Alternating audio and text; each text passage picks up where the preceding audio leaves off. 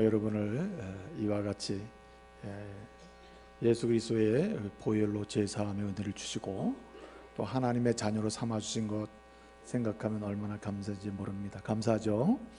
오늘 이 시간이 그 보혈의 피로 제사함 받고 그 예수 그리스도로 말미암아 하나님의 은혜를 입은 자로서 하나님께 영광스러운 예배를 드린다고 하는 이 놀라운 사실 앞에 감사를 드리면서 하나님의 은혜를 사모하시고 또 말씀을 받으시기를 바랍니다. 우리 하나님께서는요, 예수 그리스도로 말미암아 제사함의 은혜 그리고 하나님의 자녀의 됨의 은혜를 받은 성도들이 인생을 살면서 말입니다, 하나님께서 각각 개개인들을 향해서 예비하신 은혜와 복을 누리기를 원하십니다. 그래서 성도의 인생은 복받는 인생이지 저주받는 인생이 돼서는 안 되는 것이죠.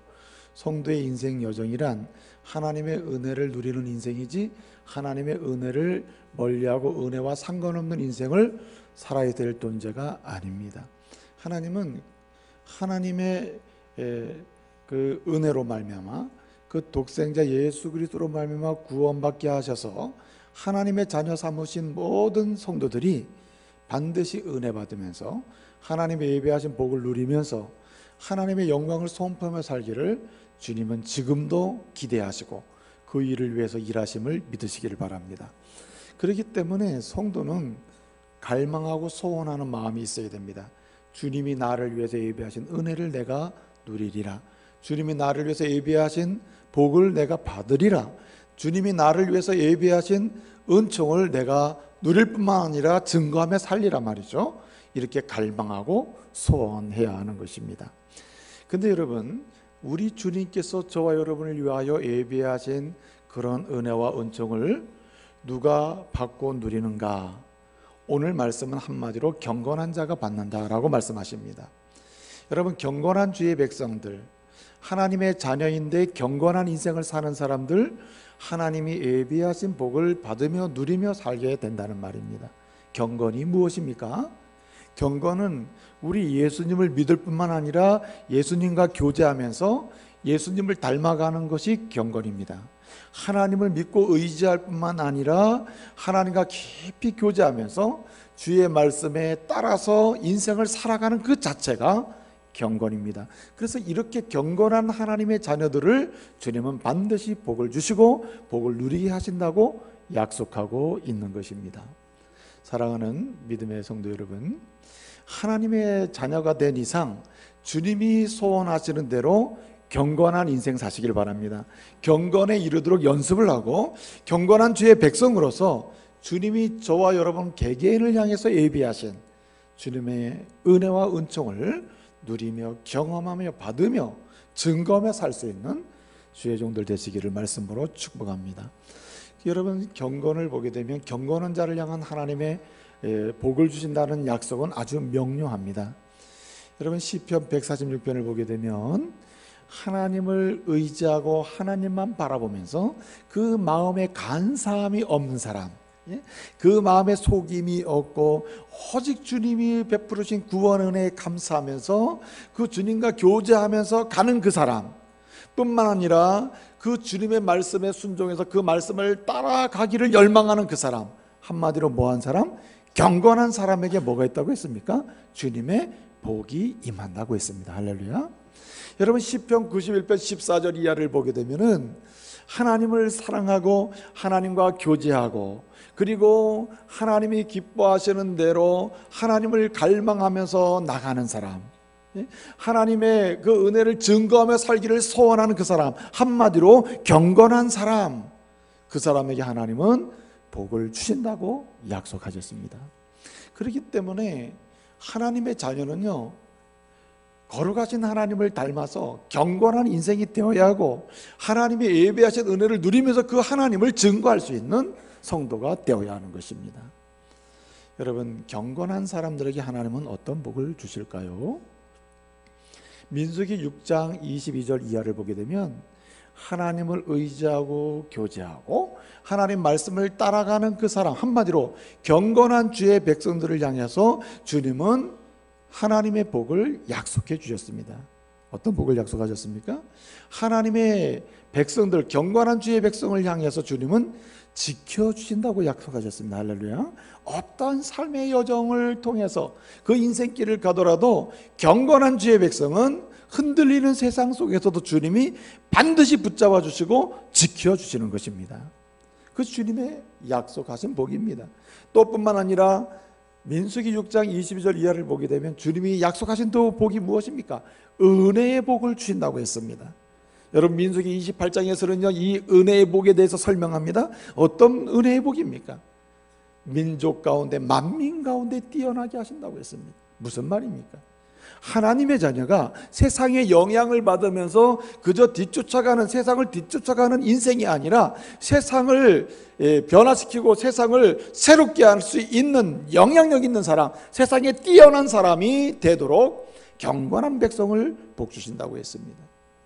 여러분, 하나님이 주신다고 하신 은혜의 복이 또 무엇입니까? 만민 가운데 뛰어나게 하실 뿐만 아니라 삶의 여정 속의 필요를 풍족하게 공급하신다고 했습니다. 영적인 필요든 육적인 필요든 하나님의 자녀로서 인생을 살아가면서 경건한 백성으로 주님을 높이는 그런 삶에 필요한 모든 것들을 주님은 공급하신다고 했어요. 풍족하게 공급하신다고 했어요. 부족하고 모자르게 뭔가 꼭 오게 만들어야 하는 이런 것이 아니라 풍족하도록 공급하신다고 했습니다. 여러분, 주님이 은혜의 복을 주신다고 할 때 민수기 28장은 또 뭘 약속하십니까? 어떤 삶의 여정 속에서 내적이든 외적이든 영적 투쟁 속에서 반드시 사단마귀 권세에 대해서 반드시 이기게 하고 대적을 이기게 하고 파하여 승리하게 하시는, 승리케 하시는 복을 주신다고 했어요. 이것이 은혜의 복입니다. 그래서 여러분, 지키실 뿐만 아니라 은혜를 주시는데 만민 중에 뛰어나게 하시고 풍족하게 하시고 때때로 모든 삶의 여정 속에서 영적 투쟁에서 반드시 이기게 하시는 복을, 은혜를 주신다고 하셨습니다. 여러분, 또 뭘 약속하십니까? 민수기 6장 22절 이하를 보게 되면 주님이 약속하신 복이 무엇입니까? 가장 중요한 복을 주신다 했습니다. 그것이 무엇입니까? 평강을 주신다고 했습니다.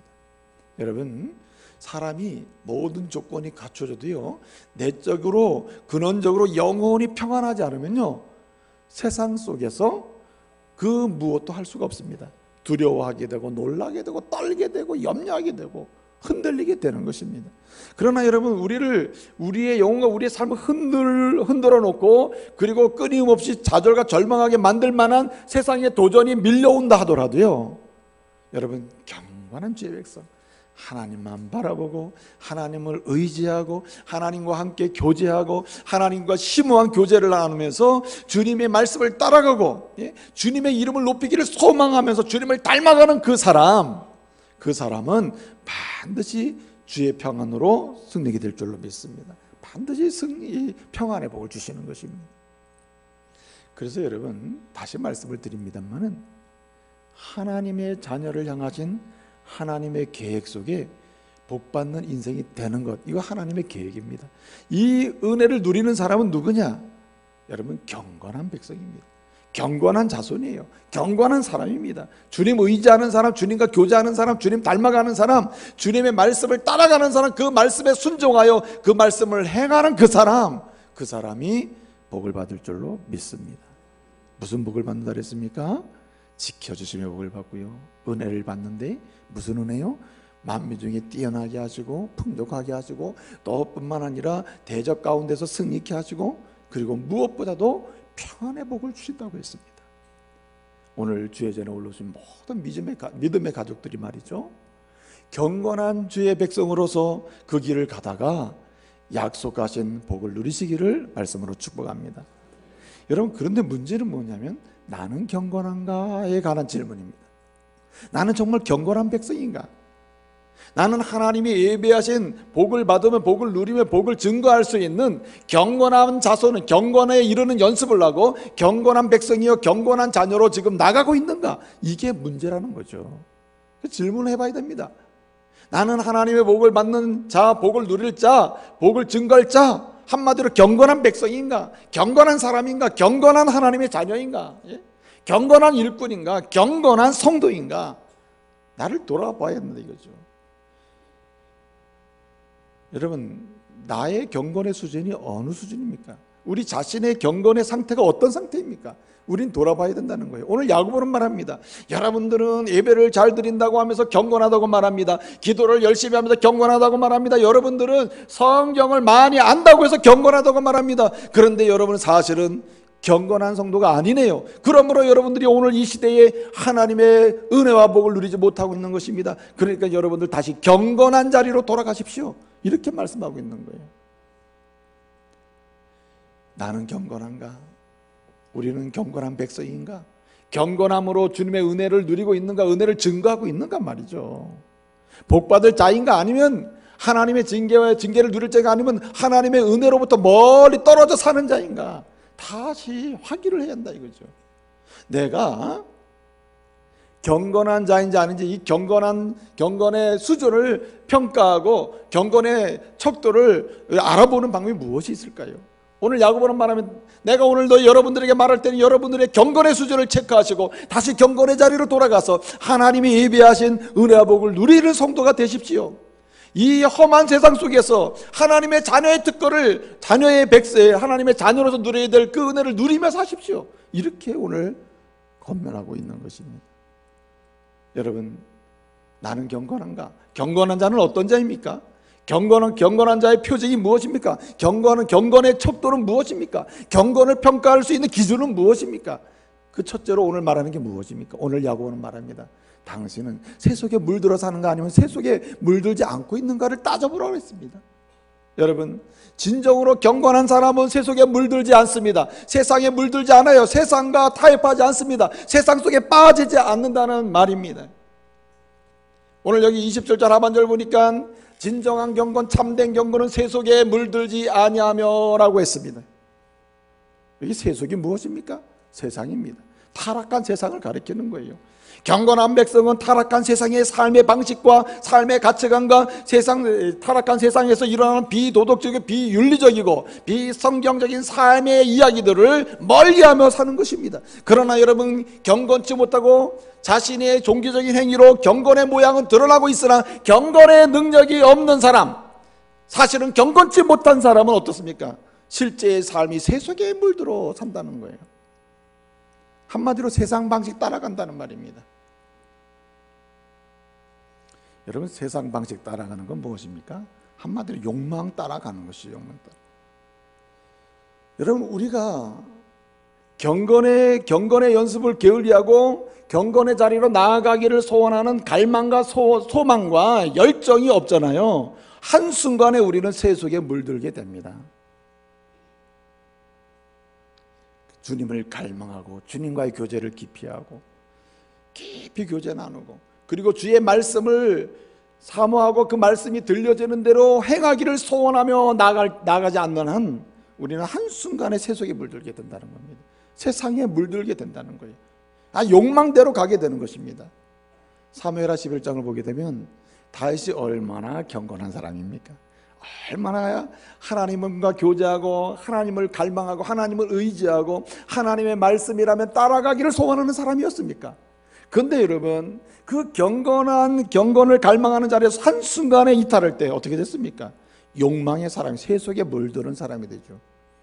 그래서 여러분, 그 욕망 따라서 우리아의 아내를 범하고 욕망 따라서 우리아를 살해하고 욕망을 채우기 위해서 움직이게 되는 것 아닙니까?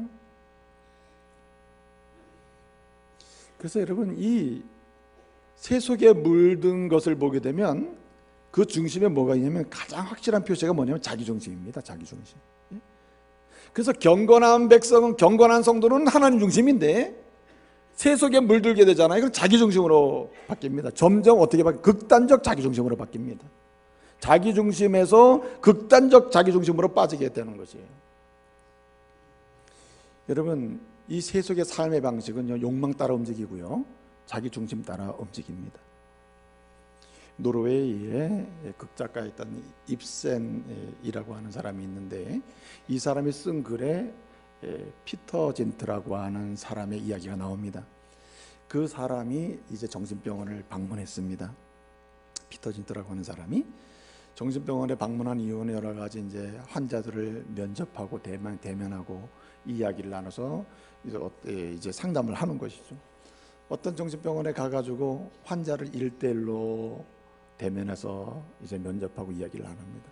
근데 놀라운 사실을 발견한 겁니다. 그게 뭐냐면 대화를 나눠보니까 이 정신병자이 미쳤다고 하는 사람들이 너무나 분별력이 있고 자기 이야기를 잘하는 겁니다. 그리고 자기 미래에 관한 이야기도 하는 거예요. 한 사람 두 사람 다 만나봐도 나름의 다 분별력이 있고 자기에 관한 이야기를 하는데 심지어는 미래에 관한 이야기도 해요. 자기의 앞날에 관한 이야기도 한단 말이에요. 이 사람이 피터 젠트가 너무 놀라가지고 그 정신병원 의사를 찾아간 겁니다. 의사 선생님, 내가 보기엔 이 사람들 정신병자가 아닌 것 같아요. 미친 것 같지가 않아요. 문제가 없는 것 같아요. 이렇게 이야기를 하는 거예요. 그랬더니 그 의사가 하는 말이 아닙니다. 아니에요. 이 사람들 정신병자예요. 지금 미쳤어요. 문제가 있는 거예요. 그렇게 이 사람 다시 얘기한 피터 젠트가 내가 대해 보니까 분별력도 있고 미래에 가는 이야기도 하고 자기 이야기도 잘하는데 이게 왜 정신병자냐고. 그랬더니 그 사람이 하는 말이 의사가 이렇게 얘기합니다. 확실하게 정신병자입니다. 분별력이 있는 것 같고 미래에 가는 이야기도 하고 자기 이야기를 하는 것 같지만 당신이 만나본 모든 사람들 공통점이 다 뭡니까? 자기 이야기밖에 못하지 않습니까? 자기 이야기. 예? 극단적 자기 이야기를 하고 있는 겁니다. 망상적 자기 이야기를 하고 있는 거예요. 자기만의 이야기를 하는 겁니다. 타인에 관한 이야기 못하잖아요. 타인을 전혀 생각지 못하잖아요.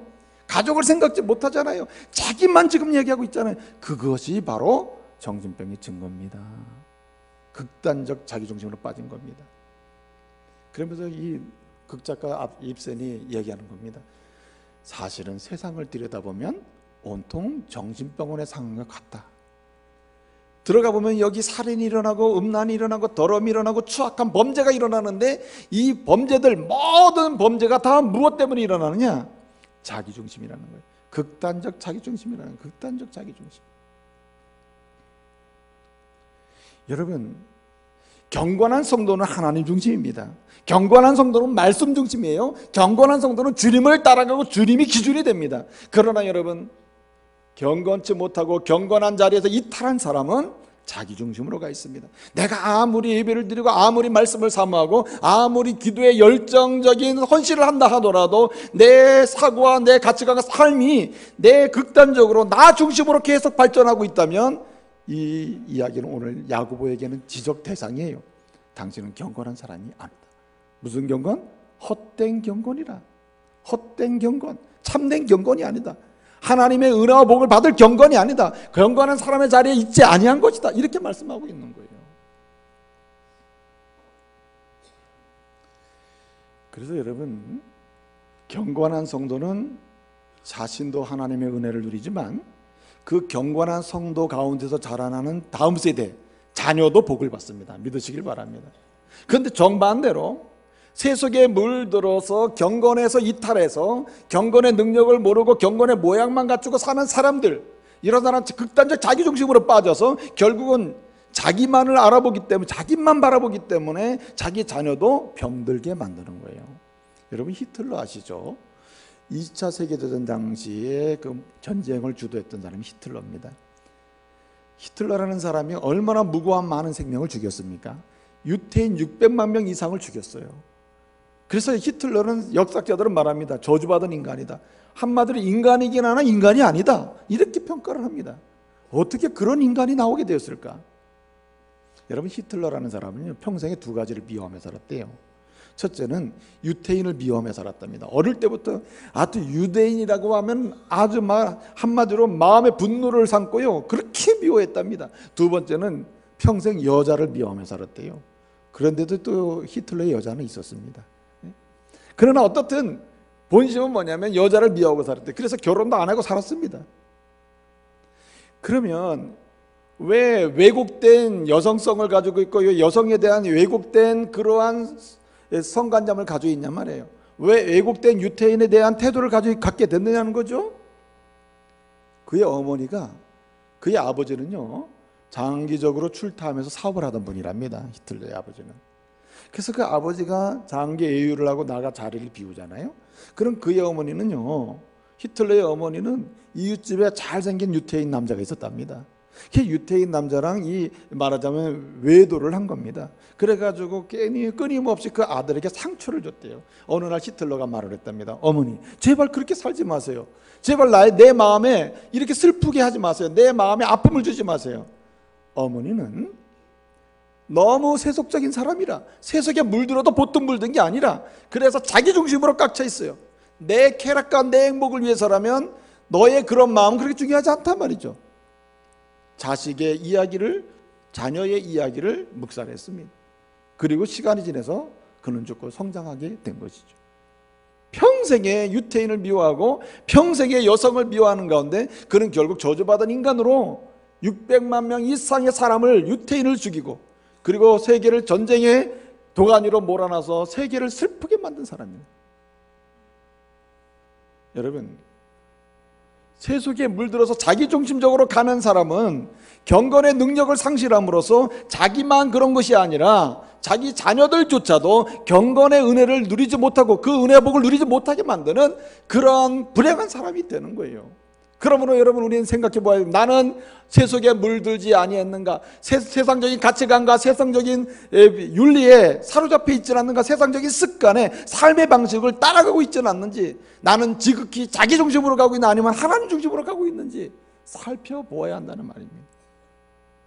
사랑하는 믿음의 가족 여러분, 극단적으로 자기 중심으로 계속 움직이면서 하나님도 주변으로 밀어낸 다음에 내가 필요할 때 불러내서 만나고자 하는 그런 하나님을 만들어 놓고, 내 중심으로 믿음 생활하고 나 중심으로 기도를 하고 나 중심으로 예배를 드리고 나 중심으로 종교적 형식으로 경건 생활을 하고 있다고 착각하는 이런 자리에서 여러분, 다시 진정으로 경건의 능력을 맛보는 자리로 나가시기를 말씀으로 축복합니다. 이런 사람이 복받는 성도예요. 이런 사람이 하나님의 은혜를 누리는 성도라 이 말입니다.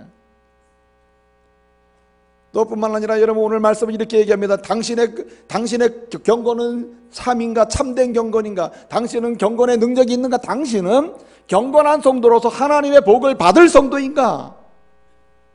알아볼 수 있는 방법이 있다. 오늘 말씀 뭐라고 얘기합니까? 오늘 말씀의 27절을 보니까 뭐라고 얘기합니까?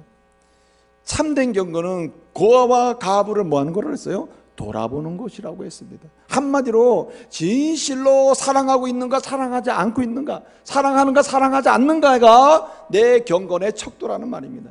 나의 경건의 수준은 사랑의 수준이라, 내 경건의 수준과 경건의 능력의 수준은 얼마나 사랑하느냐가 관건이 된다는 말입니다. 이것은요, 사랑만 하면 예배드리지 않아도 된다는 말이 아닙니다. 사랑만 하면 기도하지 않아도 된다는 말이 아닙니다. 진정한 기도와 진정한 예배와 진정으로 주님을 만나는 교제는 반드시 주님이 날 사랑하셨듯이 우리도 사랑하게 돼 있다는 말입니다. 오늘 본문에 오늘 여기 고아와 가부를 돌아보며 했습니다. 사실은 이 야고보 당시, 이 초대교회 당시의 고아와 가부는요, 그 시대에는 가장 비참하고 어렵고, 그리고 법적으로 누군가가 보호해 줄 수 없고 누가 부양해야 할 사람이 없는 가장 극심한 그런 어렵고 연약한 가운데 있는 사람을 대표하는 사람들입니다. 그래서 여기 이 고아는 이 오르파누스라고 그래가지고요, 그 다음에 저기 가부는 케라스라고 그랬는데, 이 말의 원래 의미, 바탕 자체가 비참한 상태를 가리켜요. 비참한 상태, 비참한 상태라.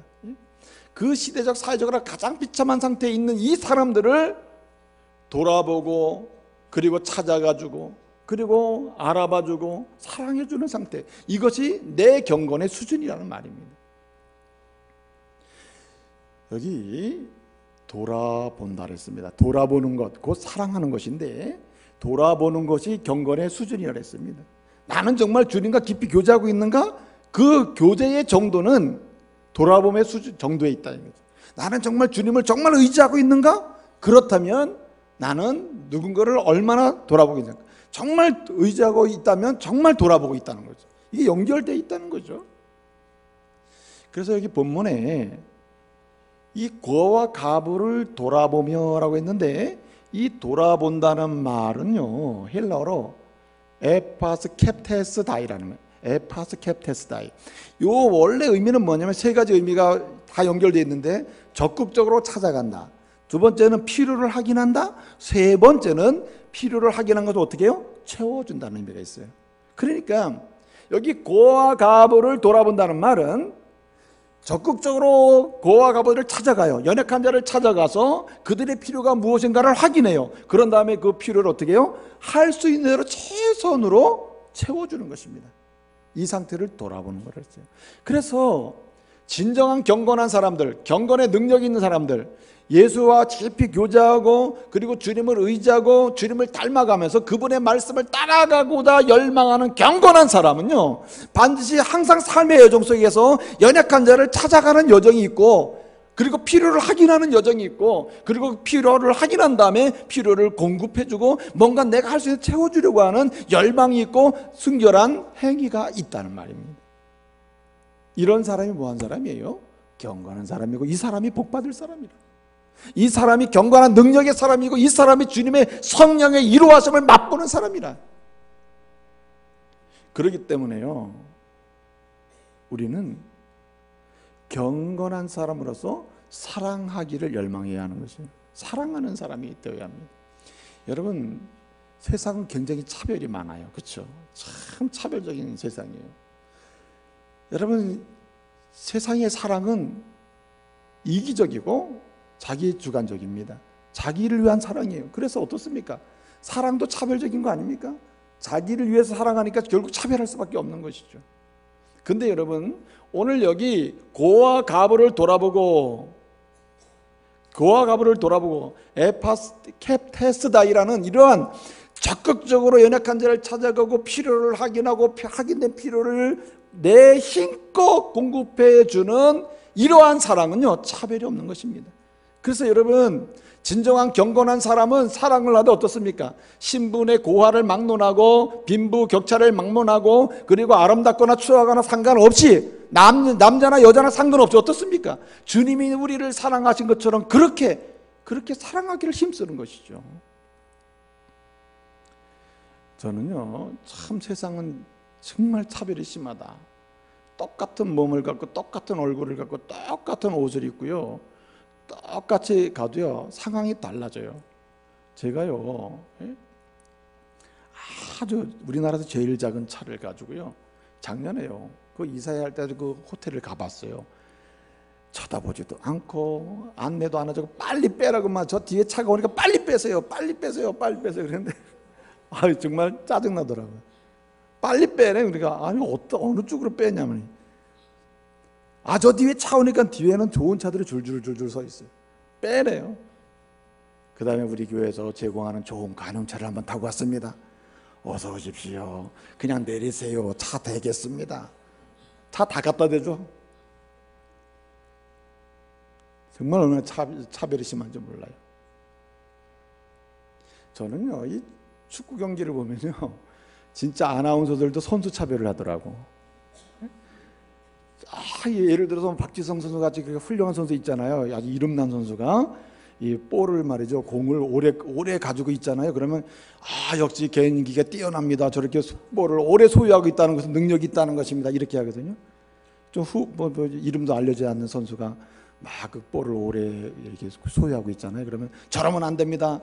바로 저기 여러 가지 작전에 여러 가지 그 방해가 됩니다. 빨리 패스해야 됩니다. 저렇게 오래 끌고 있는 건 문제가 있는 겁니다.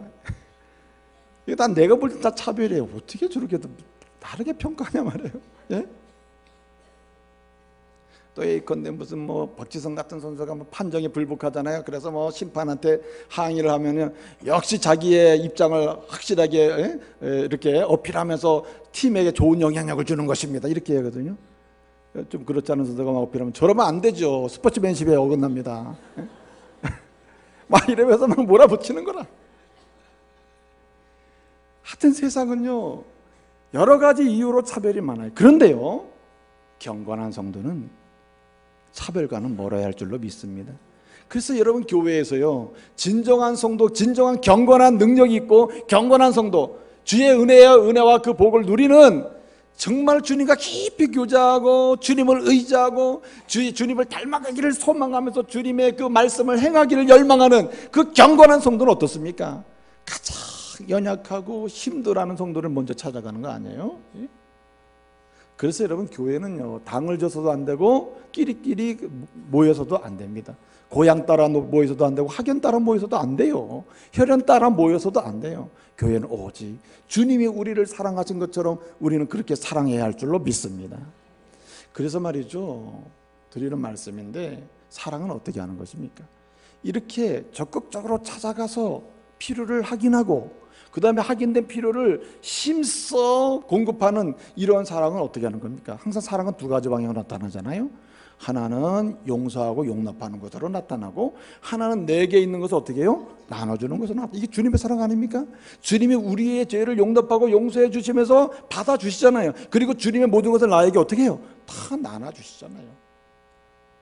여러분, 저와 여러분이 이렇게 오늘 건강한 몸으로 와 있는 것도, 움직이는 것도요, 하나님의 창조 섭리를 따라서 감싸주고 나눠주는 그런 은혜를 힘입어서 올라온 줄로 믿습니다. 여러분, 성경을 보게 되면 피가 생명이라고 했어요. 피에 생명이 있다고 했어요. 피의 활동이 우리의 모든 것을 생존하게 하는 근원적인 어떤 그런 역할을 해줍니다. 그 많은 역할 중에 피에는, 여러분 보세요, 백혈구, 적혈구, 혈장, 혈소판 이렇게 있잖아요. 그 특별히 이 백혈구와 적혈구를 보게 되면 어떻습니까, 여러분? 백혈구가 어떻게 해야 합니까? 백혈구는 말이죠, 우리 몸에 들어오는 모든 적들, 병균들, 하여튼 우리 뭔가 어울리지 않는, 있어서는 안 되는 것, 정말 필요 없는 것, 우리를 병들게 하는 것, 우리를 아프게 하는 것, 이런 것들이 다 들어오면 그걸 다 누가 상대합니까? 백혈구가 상대하거든요. 근데 어떻게 상대합니까? 전쟁을 선포해가 내가 너랑 전쟁하겠단 말이야. 네? 전쟁 준비해가지고 싸웁니까? 아닙니다. 어떻게 하죠?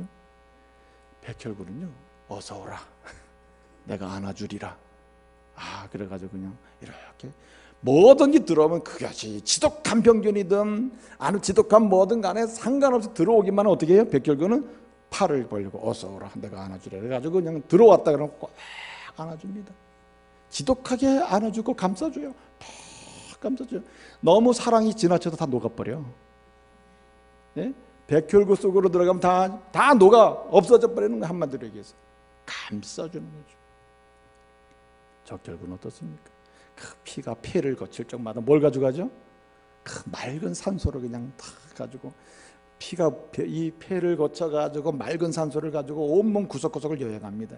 여행하면서 말이죠, 이 적혈구는요, 자기의 몫을 남겨놓습니까? 맑은 산소 내가 쓸 거 남겨놓으면 몇 프로는 남겨놔야지. 아니죠. 그저 온몸 구석구석 다니면서 내 몸에서 달라고 하는 곳, 산소 달라고 하는 곳에 아낌없이 어떻게 다 내려놓습니다. 다 줍니다. 다 줘요. 4일 동안 열심히 돌아다니면서 줄 수 있는 거 다 준 다음에 마지막 4일쯤 되면 어디로 가죠? 모르면 비장으로 간다고 하세요. 비장으로 갑니다. 비장에 가서 조용하게 돌아가시는 거예요. 여러분, 무슨 얘기입니까? 예? 여러분, 감싸주고 나눠주는 가운데 생명이 유지된다는 거예요. 할렐루야. 기적이 일어나는 것입니다. 하나님은 오늘 경건한 자손을 통해서 오늘도 은혜의 복음이 전파되고 하나님께 영광 돌리는 거룩한 역사를 이루어가게 하시는데, 특별히 살리는 역사를 일어나게 하시는 줄 믿으시길 바랍니다. 여러분, 이와 같이 우리도 적극적으로 찾아가고, 그리고 필요를 확인하고, 확인된 필요에 대해서 내가 할 수 있는 대로 주님이 내게 주신 것들 중에서 최선을 다해서 공급함으로 섬기는 주의 종들 되시기를 말씀으로 축복합니다. 이것이 경건한 성도의 특성이에요. 나는 얼마나 사랑하고 있는가, 얼마나 나누고 있는가, 얼마나 주고 있는가.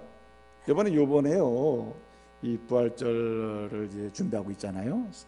부활절을 준비하는 이 사순절이라고 그러는데, 월드비전에서 그거 하잖아요. 북한의 국수 보내기 운동. 예? 국수 보내기. 10,000원이면 몇 명, 3,000원. 제가 그 광고를 보면서, 야, 진짜 정말 필요하다고. 그 마음에 뭉클하더라고. 예? 그 또 뭡니까, 이 사랑의 저금통 해가지고 우리 주일학교는 이제 오늘 다 돌렸습니다. 동전 모아가지고 국수 보내려고, 또 아이들을 살리기 위해서. 여러분, 이러한 연약한 몸부림, 작은 몸부림이라 하더라도 주님이 날 사랑하셨듯이 내가 이렇게 적극적으로 찾아가고 필요를 확인하고 내가 도우리라 하는 이런 믿음의 고백으로 나가는 경건한 하나님의 사람들을 하나님이 정말 기뻐하셔요. 정말 사랑하십니다. 여러분, 이런 삶이 회복되기를 말씀으로 축복합니다. 맨날 눈물 흘리면서 달라고만 하면 되겠어요? 주님은 말씀하십니다. 내가 너에게 지금까지 준 것이 얼마인데 계속 달라고 하네. 나도 피곤하단 말이에요. 주님은 뭘 보기를 원하십니까? 내가 너희를 찾아와서 필요를 확인하고, 그리고 내가 너희의 필요를 채워주고 나의 모든 것을 다 주고 너희를 감싸주고 이렇게 사랑하지 않았느냐? 너희도 나처럼 그렇게 하라고 말씀하지 않는 것입니다. 그 말씀대로 가시기를 바랍니다. 그리고 여러분, 또 한 가지 말씀을 보게 되면 진정한 경건한 성도는 어떤 성도입니까? 내가 경건한 성도인지 아닌지 척도, 평가 기준 확인할 수 있는 기준이 무엇입니까? 오늘 여기 26절 말씀 보니까 뭐라고 말씀합니까? 자기 혀에 뭐 물리지 아니하면 재갈을 물리지 아니하면 했습니다. 재갈을 물리지 아니하는 자의 경건은 뭐다고요? 헛것이라, 헛된 경건이다. 한마디로 경건한 것이 아니다. 참 인간은 약해요. 그래가지고요, 봉사를 많이 하는 사람일수록 뭐가 많이 열려요? 입이 많이 열리는 거라. 입이. 또 내가 뭔가를 하고 있다고 하는 사람일수록 입을 많이 벌려요. 이거 진정한 경건이 아닙니다, 여러분. 내가 진정으로 주님을 향해서 뭘 하고 있다고 생각하는 사람이 입을 많이 벌리면 그건 진정한 경건이 아니단 말이에요. 진정한 경건한 성도는 어떤 성도인가? 그래서 하나님의 복을 받는 성도, 하나님의 은혜를 증거하는 성도는 어떤 성도냐 말이에요. 예? 축복하는 성도인 줄 믿으시길 바랍니다. 입을 벌리기만 하면 축복하는 성도, 그래서 입을 벌리기를 정말 두려워하고 말을 아끼는 성도, 이 성도가 경건한 성도의 특징이라는 말이에요. 여러분, 잠언 18장 21절 말씀 보게 되면 무슨 말씀이 있습니까? 사람이 죽고 사는 것이 어디에 달려있다고 그랬어요? 혀에 권세에 있다고 했어요. 혀에 권세에. 무슨 말입니까? 내 혀에 내가 사느냐 죽느냐의 문제가 걸려있는 것입니다. 내 말이 내 인생을 죽이기도 하고 살리기도 하는 거예요. 그래서 여러분, 잠언 13장 3절에서 뭐라고 말씀하십니까? 자기 입을 지키는 자는 뭘 지켜요? 생명을 보존하고, 자기 입을 지키지 않고 크게 입을 여는 사람, 크게 입 벌리기 좋아하는 사람은 멸망으로 간다고 말씀하지 않습니까? 그렇습니다, 여러분. 경건한 성도인가 아닌가의 척도는 그 중에 하나가 뭐냐면 축복하는 언어를 쓰느냐 그렇지 않느냐.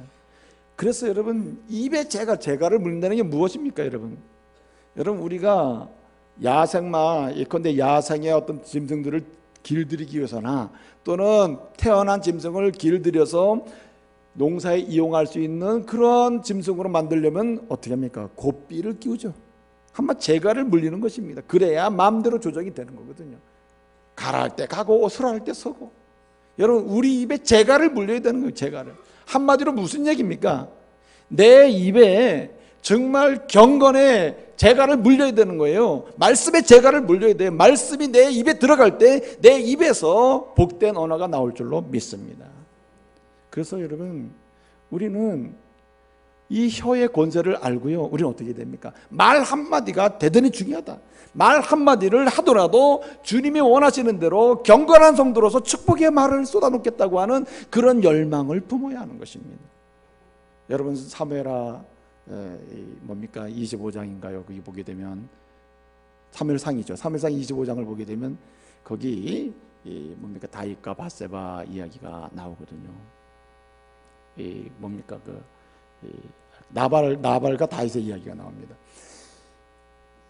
압살롬이 반역을 일으켜서 도망을 가게 됐습니다.